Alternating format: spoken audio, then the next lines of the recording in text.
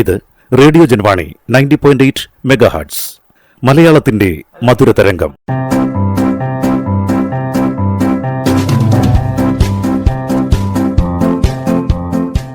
ഇപ്പോൾ വാരാന്ത്യ ലോക വൃത്താന്തം കേൾക്കാം. പ്രൊഫസർ ജെ ജേക്കബ് അവതരിപ്പിക്കുന്നു. വാരാന്ത്യ ലോക വൃത്താന്തം.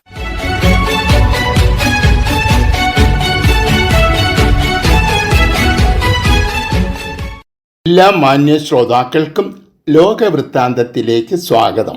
യൂറോപ്യൻ യൂണിയനും അമേരിക്കയും തമ്മിൽ പുതിയ വ്യാപാര കരാർ ഒപ്പുവച്ചു. മാസങ്ങൾ നീണ്ട ചർച്ചകൾക്കൊടുവിൽ അമേരിക്കൻ പ്രസിഡന്റ് ഡൊണാൾഡ് ട്രംപും European Union president Ursula von der ലിയും ചേർന്ന് സ്വിറ്റ്സർലൻഡിൽ വെച്ചാണ് ഈ കരാർ ഒപ്പിട്ടത്. അമേരിക്കയിൽ വിറ്റഴിക്കുന്ന തങ്ങളുടെ ഉൽപ്പന്നങ്ങൾക്ക് 15% നികുതി നൽകാമെന്ന് യൂറോപ്യൻ യൂണിയൻ സമ്മതിച്ചു. ഓഗസ്റ്റ് 1 മുമ്പായി ഒരു ധാരണയിൽ എത്തിയില്ലെങ്കിൽ 30% നികുതി ചുമത്തും എന്നായിരുന്നു ട്രംപിന്റെ ഭീഷണി. തന്മൂലം ഈ കരാർ വലിയ ഒരു നേട്ടമായിട്ടാണ് യൂറോപ്യൻ യൂണിയൻ കാണുന്നത്. യൂറോപ്പിലെ 27 രാജ്യങ്ങളാണ് ഈ കരാറിലൂടെ അമേരിക്കയ്ക്കായി തങ്ങളുടെ വിപണികൾ തുറന്നു കൊടുക്കുന്നത്. അമേരിക്കയിലേക്കുള്ള കയറ്റുമതിയെ അപേക്ഷിച്ച് യൂറോപ്യൻ യൂണിയന്റെ ഇറക്കുമതി വളരെ കുറവാണ്. തന്മൂലം ഉണ്ടാകുന്ന നഷ്ടം പരിഹരിക്കാനായി അമേരിക്കയിൽ വൻതോതിൽ യൂറോപ്യൻ യൂണിയൻ നിക്ഷേപം നടത്താമെന്നും സമ്മതിച്ചിട്ടുണ്ട്.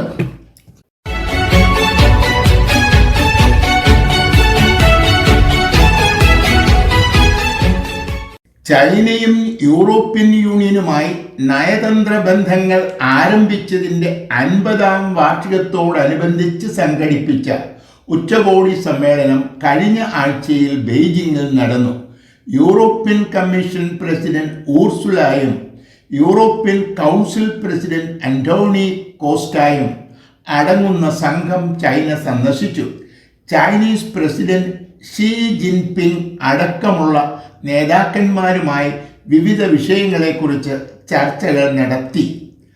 ലോകം നേരിടുന്ന ആഗോള വ്യാപാര പ്രതിസന്ധി ചൈനയുടെ സംഭാവനയല്ലെന്നും യൂറോപ്പിലെ രാജ്യങ്ങൾ തന്ത്രപരമായ നിലപാടുകൾ സ്വീകരിക്കണമെന്നും ചൈന ആവശ്യപ്പെട്ടു. അമേരിക്കയുടെ നിലപാടുകൾ യൂറോപ്പിനും ചൈനയ്ക്കും ഒരുപോലെ വെല്ലുവിളികൾ ഉയർത്തുന്നു എന്നും ഷീ ജിൻപിങ് ചൂണ്ടിക്കാട്ടി. യൂറോപ്പിലേക്കുള്ള കയറ്റുമതിക്ക് ചൈന ഏർപ്പെടുത്തിയ നിയന്ത്രണങ്ങൾ പിൻവലിക്കണം എന്നും യൂറോപ്യൻ സംഘം ആവശ്യപ്പെട്ടു. റഷ്യ ഉക്രൈൻ യുദ്ധം അവസാനിപ്പിക്കാനായി ചൈന ഇടപെടണം എന്നും ഈ സംഘം ആവശ്യപ്പെട്ടു.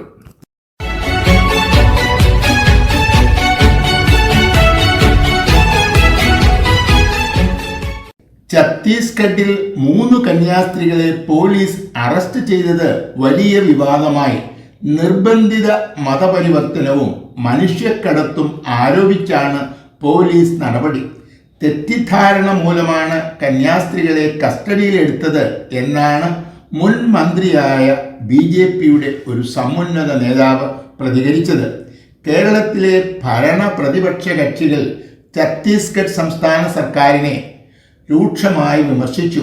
മതപരിവർത്തനം ഒരു കുറ്റമല്ല.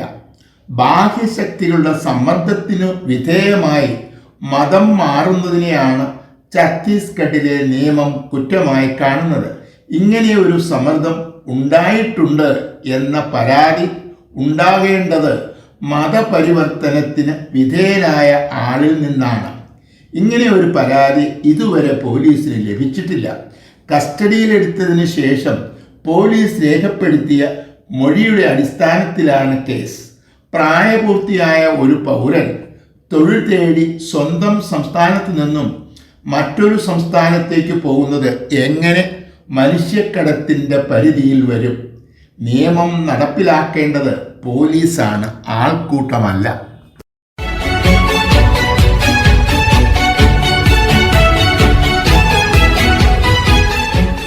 വ്യാപാര കരാറിനെ കുറിച്ച് ചൈനയും അമേരിക്കയും തമ്മിൽ സ്വീഡനിൽ വെച്ചു നടത്തിയ ചർച്ചകൾ അവസാനിച്ചു.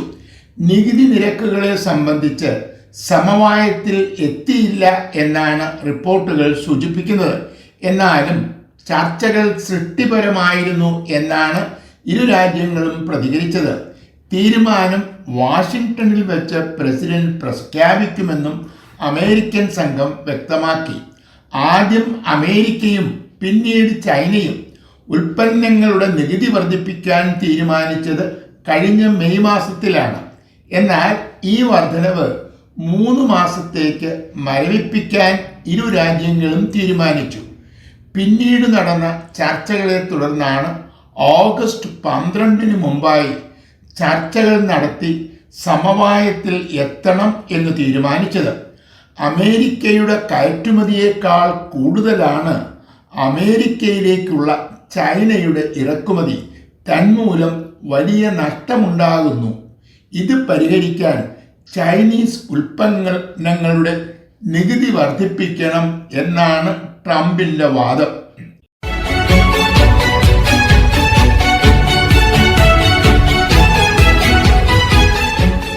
വ്യാപാര നികുതിയുടെ കാര്യത്തിൽ സമവായത്തിലെത്താൻ ഇന്ത്യക്ക് അമേരിക്കൻ പ്രസിഡന്റ് ഡൊണാൾഡ് ട്രംപ് നിർദ്ദേശിച്ചിരുന്ന കാലാവധി ഓഗസ്റ്റ് 1 അവസാനിച്ചു.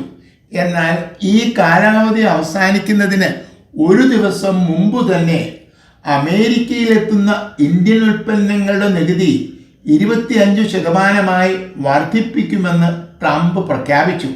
അമേരിക്കയുടെ നിരോധനം ലംഘിച്ച് റഷ്യയിൽ നിന്നും വാങ്ങുന്ന എണ്ണയ്ക്കും നികുതി നൽകേണ്ടി വരുമെന്ന് ട്രംപ് വ്യക്തമാക്കി.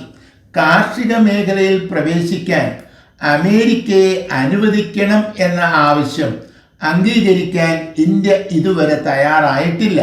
എപ്പോഴും അമേരിക്ക വിരുദ്ധ നിലപാട് സ്വീകരിക്കുന്ന ബ്രിക്സിൽ ഇന്ത്യ അംഗമായി തുടരുന്നതാണ് അമേരിക്കയുടെ അനിഷ്ടത്തിനുള്ള മറ്റൊരു കാരണം. ഡോളറിനെ തകർക്കാൻ ബ്രിക്സിനെ അനുവദിക്കില്ല എന്നും ട്രംപ് വ്യക്തമാക്കിയിട്ടുണ്ട്. വിദേശ രാജ്യങ്ങളുടെ തീരുമാനങ്ങൾ അടിച്ചേൽപ്പിക്കാൻ ഒരു രാജ്യത്തെയും ഇന്ത്യ അനുവദിക്കില്ല എന്ന നിലപാടാണ് സ്വീകരിക്കുന്നത്.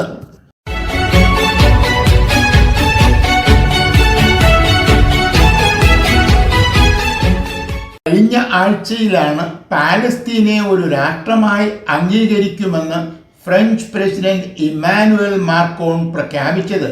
ഇക്കാര്യത്തിൽ തങ്ങൾ ഒറ്റയ്ക്കായിരിക്കില്ല എന്നും ഇദ്ദേഹം വ്യക്തമാക്കിയിരുന്നു. ഗാസയിലെ യുദ്ധം അവസാനിപ്പിക്കുന്നതിനുള്ള ഒരു നിർദ്ദേശം എന്ന നിലയിലായിരുന്നു മാക്രോണിൻ്റെ പ്രഖ്യാപനം. അമേരിക്കയുടെ പിന്തുണയോടെ ഗാസയിൽ ഇസ്രായേൽ നടത്തുന്ന മനുഷ്യത്വരഹിതമായ പ്രവർത്തനങ്ങൾ അവസാനിപ്പിച്ചില്ലെങ്കിൽ പാലസ്തീൻ അതോറിറ്റിയെ ഒരു രാഷ്ട്രമായി അംഗീകരിക്കുമെന്ന് ബ്രിട്ടീഷ് പ്രധാനമന്ത്രി കീർ സ്റ്റാമർ പ്രഖ്യാപിച്ചു. ഗാസയിൽ വെച്ച് ഇദ്ദേഹവുമായി ചർച്ച നടത്തിയതിനു ശേഷം സെപ്റ്റംബറിൽ പാലസ്തീൻ അതോറിറ്റിയെ ഒരു രാഷ്ട്രമായി അംഗീകരിക്കുമെന്ന് കാനഡയുടെ പ്രധാനമന്ത്രി മാർക്ക് കാർണിയും പ്രഖ്യാപിച്ചു. യഹൂദന്മാർക്കും പാലസ്തീനികൾക്കും 2 രാഷ്ട്രങ്ങൾ എന്ന നയം നേരത്തെ തന്നെ കാനഡ അംഗീകരിച്ചിട്ടുണ്ട് എന്നും ഇദ്ദേഹം വ്യക്തമാക്കി. സഖ്യകക്ഷികളായ ഇംഗ്ലണ്ടും ഫ്രാൻസും അമേരിക്കയുടെ നയങ്ങൾക്കെതിരെയാണ് പ്രതികരിച്ചത്.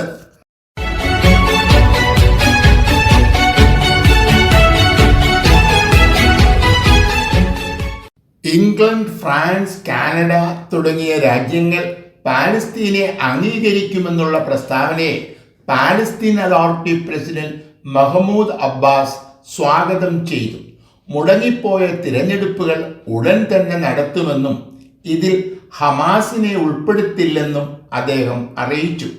പാലസ്തീൻ അതോറിറ്റിയും ഹമാസും പരസ്പരം അംഗീകരിക്കുന്നില്ല. ഹമാസിന്റെ നിയന്ത്രണത്തിലാണ് ഗാസ. യൂറോപ്പും അമേരിക്കയും തീവ്രവാദി സംഘടനകളുടെ പട്ടികയിലാണ് ഹമാസിനെ ഉൾപ്പെടുത്തിയിരിക്കുന്നത്. ഹമാസിന്റെ തീവ്രവാദ പ്രവർത്തനങ്ങൾ ചൂണ്ടിക്കാട്ടിയാണ് യൂറോപ്യൻ രാജ്യങ്ങൾ പാലസ്തീന് രാഷ്ട്രപദവി നിഷേധിക്കുന്നത്. ഹമാസിന്റെയും ഇസ്രായേലിന്റെയും പ്രതിനിധികൾ ഖത്തറിന്റെയും അമേരിക്കയുടെയും മധ്യസ്ഥന്മാർ വഴിയാണ് വെടിനിർത്തൽ ചർച്ചകൾ നടത്തുന്നത്.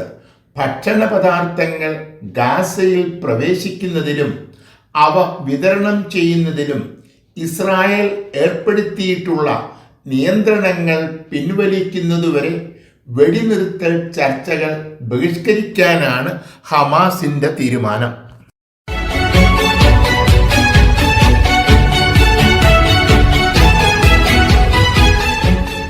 രണ്ടായിരത്തി 2021 പട്ടാളം മിയാൻമറിന്റെ ഭരണം പിടിച്ചെടുത്തത്. 2020 ഡിസംബറിൽ നടന്ന തിരഞ്ഞെടുപ്പിൽ വിജയിച്ച ജനപ്രതിനിധികളെ തടവിലാക്കിക്കൊണ്ടാണ് പട്ടാളം ഭരണം പിടിച്ചെടുത്തത്. പലപ്പോഴായി 7 പ്രാവശ്യം ഭരണത്തിന്റെ കാലാവധി നീട്ടിയാണ് 4 വർഷക്കാലം സൈനിക മേധാവി അധികാരത്തിൽ തുടരുന്നത്. തിരഞ്ഞെടുപ്പിൽ വിജയിച്ച ജനപ്രതിനിധികളുടെ സഹായത്തോടെ വിമതന്മാർ രൂപീകരിച്ച സമാന്തര സർക്കാരിനെ നിർവീര്യമാക്കാൻ ഇതുവരെ പട്ടാള ഭരണത്തിന് കഴിഞ്ഞിട്ടില്ല. ആഭ്യന്തര കലാപങ്ങളെ സൈന്യത്തെ ഉപയോഗിച്ച് അടിച്ചമർത്തിയാണ് ഇപ്പോഴും ഭരണകൂടം അധികാരം നിലനിർത്തുന്നത്. തിരഞ്ഞെടുപ്പ് നടത്തുന്നതിൻ്റെ ഭാഗമായി സിവിലിയൻ ഗവൺമെന്റ് രൂപീകരിക്കുമെന്ന് പട്ടാള മേധാവി വ്യാഴാഴ്ച പ്രഖ്യാപിച്ചു. ഓങ് സാങ് സൂയി അടക്കമുള്ള നേതാക്കന്മാരെ ജയിലിൽ നിന്നും മോചിപ്പിച്ചിട്ടില്ല. 2021 കസ്റ്റഡിയിലെടുത്തവർ ഇപ്പോഴും ജയിലിലാണ്. എല്ലാ അധികാരങ്ങളോടും കൂടി പട്ടാള മേധാവി ഭരണത്തിൽ തുടരുകയാണ്.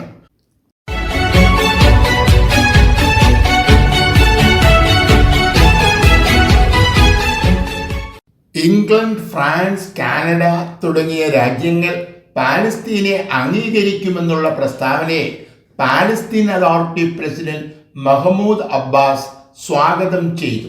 മുടങ്ങിപ്പോയ തിരഞ്ഞെടുപ്പുകൾ ഉടൻ തന്നെ നടത്തുമെന്നും ഇതിൽ ഹമാസിനെ ഉൾപ്പെടുത്തില്ലെന്നും അദ്ദേഹം അറിയിച്ചു. പാലസ്തീൻ അതോറിറ്റിയും ഹമാസും പരസ്പരം അംഗീകരിക്കുന്നില്ല. ഹമാസിന്റെ നിയന്ത്രണത്തിലാണ് ഗാസ. യൂറോപ്പും അമേരിക്കയും തീവ്രവാദി സംഘടനകളുടെ പട്ടികയിലാണ് ഹമാസിനെ ഉൾപ്പെടുത്തിയിരിക്കുന്നത്. ഹമാസിന്റെ തീവ്രവാദ പ്രവർത്തനങ്ങൾ ചൂണ്ടിക്കാട്ടിയാണ് യൂറോപ്യൻ രാജ്യങ്ങൾ പാലസ്തീന് രാഷ്ട്രപദവി നിഷേധിക്കുന്നത്. ഹമാസിന്റെയും ഇസ്രായേലിന്റെയും പ്രതിനിധികൾ ഖത്തറിന്റെയും അമേരിക്കയുടെയും മധ്യസ്ഥന്മാർ വഴിയാണ് വെടിനിർത്തൽ ചർച്ചകൾ നടത്തുന്നത്. ഭക്ഷണ പദാർത്ഥങ്ങൾ ഗാസയിൽ പ്രവേശിക്കുന്നതിലും അവ വിതരണം ചെയ്യുന്നതിലും ഇസ്രായേൽ ഏർപ്പെടുത്തിയിട്ടുള്ള നിയന്ത്രണങ്ങൾ പിൻവലിക്കുന്നതുവരെ വെടിനിർത്തൽ ചർച്ചകൾ ബഹിഷ്കരിക്കാനാണ് ഹമാസിന്റെ തീരുമാനം.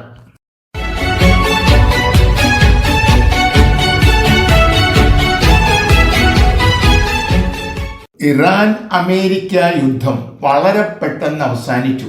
തങ്ങളുടെ എല്ലാ ലക്ഷ്യങ്ങളും നേടി എന്നാണ് അമേരിക്കയുടെ അവകാശവാദം.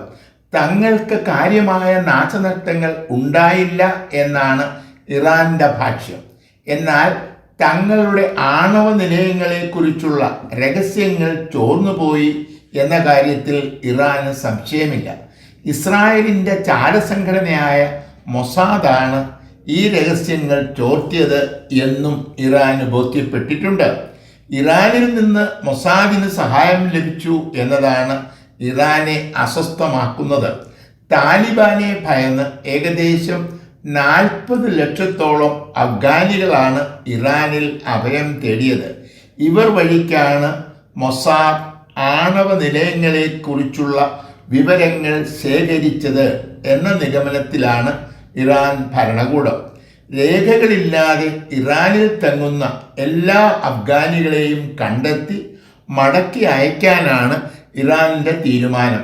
ഇതിനകം 15 ലക്ഷത്തോളം അഭയാർത്ഥികളെ അഫ്ഗാനിസ്ഥാനിലേക്ക് മടക്കി അയച്ചിട്ടുണ്ട് എന്നും ഇറാൻ വെളിപ്പെടുത്തി. വാരാന്ത്യ ലോക വൃത്താന്തം.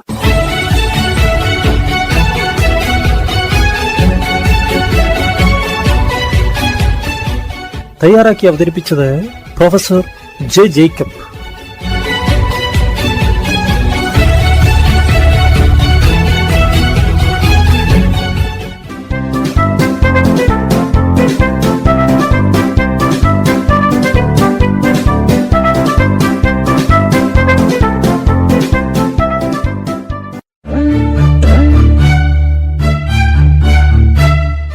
നിങ്ങൾ കേട്ടുകൊണ്ടിരിക്കുന്നത് ജൻവാണി 90.8 കമ്മ്യൂണിറ്റി FM. അറിയേണ്ടതും കേൾക്കേണ്ടതും മാത്രം.